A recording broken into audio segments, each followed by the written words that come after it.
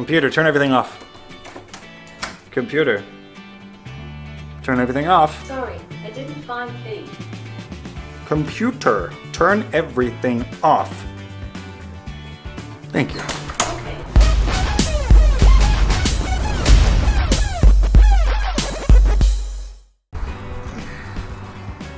As most of you probably haven't seen, because I've only mentioned it in one video, Jason is the primary karaoke DJ at the local bar, but occasionally I'll take a shift or two, and he's got his kids at the fair, and should only be covering it for an hour, and he's paying me a small amount.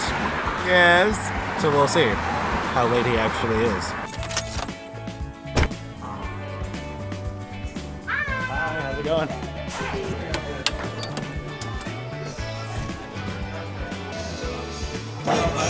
Okay.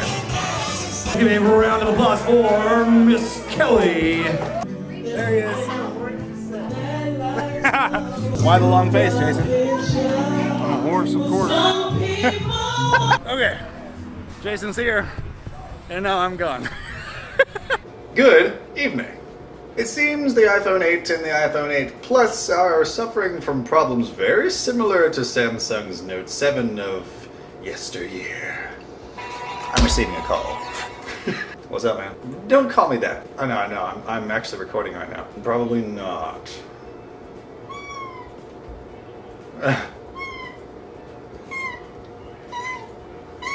That'll work. Alrighty, bye-bye. Hey.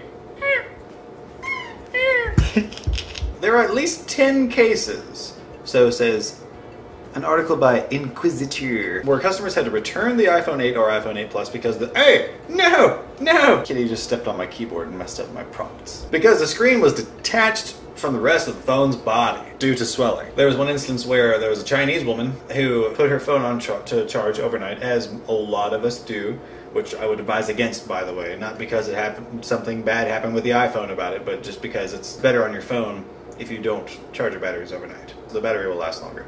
Anyways, so then she woke up the next morning and it was smoking and crackling and swelling and so it appears. And there was also, Kitty, you're shaking the table.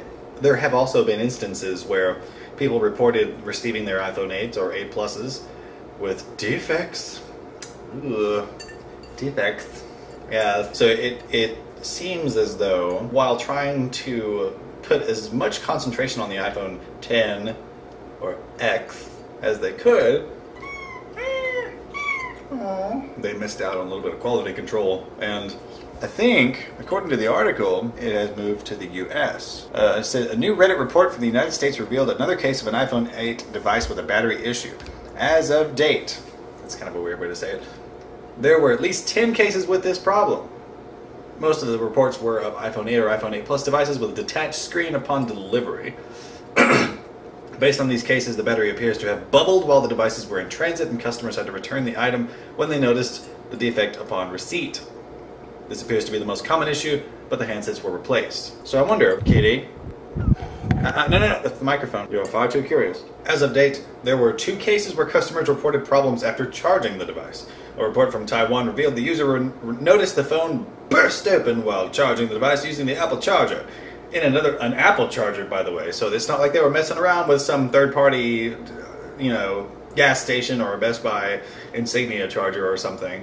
They were using the actual Apple-branded charger, and it still had them problems. In another report, the user who used the wireless charging several times experienced a similar issue days after receiving the device. I just read something that was incredibly disturbing. So, with the Note 7 fiasco, according to the article, it said that a device dubbed as the Death Note 7. Being a huge Death Note fan, I both find that humorous and highly offensive. I don't know how to feel about it, actually. Like, I'm gonna have to think about that. So, they go on to explain that when Samsung had that problem, I calculated the number of reported devices that had that problem, and the number turned out to be, it was less than 0.01%. Less than that. That's less than 1,000th of a, less than 100th of a percent. Yeah.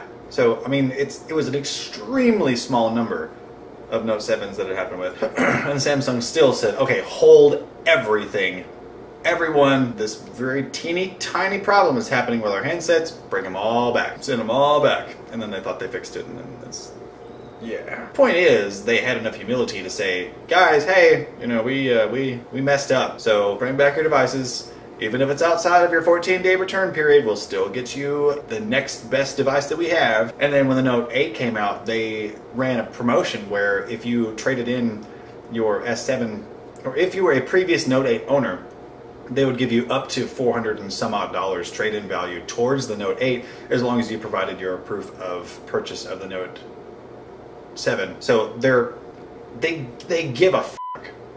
You know, this is pure speculation on my part, but I really feel like if Apple were to, if the same thing were to happen to Apple, they would not have handled it in such a way, because they are very, very highly concerned with upholding their image. Because if they didn't, then apart from iMessage and FaceTime, they wouldn't have much to go on. But it's true. Those are like their two bread and butter pieces of software, and if they didn't have that, or if other phones could have that, they'd lose so many people. Anyways, I forgot where I was going with that. But today starts day 1 of a 7-day daily upload challenge that I'm kind of presenting myself with, because I want to see what kind of problems it presents, or how difficult it may be, or how I would squeeze in spending 30 to 45 minutes recording a video, and then 2 hours or more on editing it, and then an hour and a half or more exporting it, and then another 45 minutes to an hour uploading it on a daily basis with a full-time job. I'm not sure how this is going to work out, but I really want to try it. So that's what we're going to do. That's what this first one is kicking off. So happy Sunday. Not all of them are going to be anti-Apple videos. There's going to be a couple. If those of you who are actually, you know what, that reminds me. Those of you who have added me on Snapchat, I know you have watched one particular video because that's the only video I give you my Snapchat in. But I'm going to start putting it on the end. Or, yeah, I'll make like a template or something and just put it on the end there at the end of every video. Just so you'll have as many ways to connect with me as possible, because engagement is key. Also, for those of you who attended the live stream, thank you very much. And we'll be doing that again sometime next week.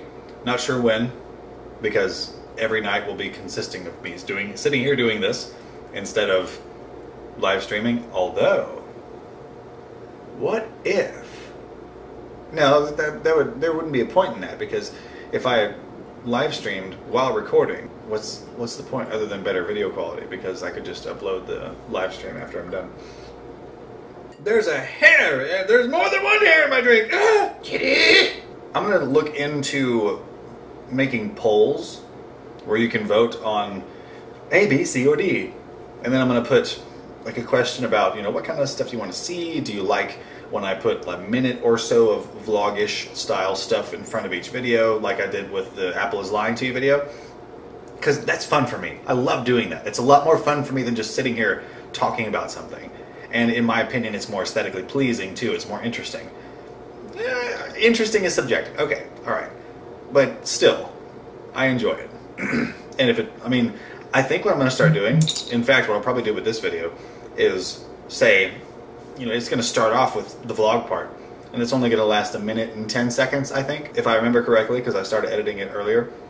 And put up there is like, if you want to see, like, to see the main content, skip to a certain time in the video or whatever. So that'll be like, oh, okay, so this is how long it goes on. And number one, that'll let you decide if you want to sit there for like 70 seconds and watch something that's unrelated to the video's title, or it'll let you know where you can go to get to the actual point of the video. I feel like that'd be a win-win all around. Cat hair, Jesus. Well, I'm done with my drink, and I'm done with the news piece, and something that I've never said before on this channel. I'll see you tomorrow, and stay beaming.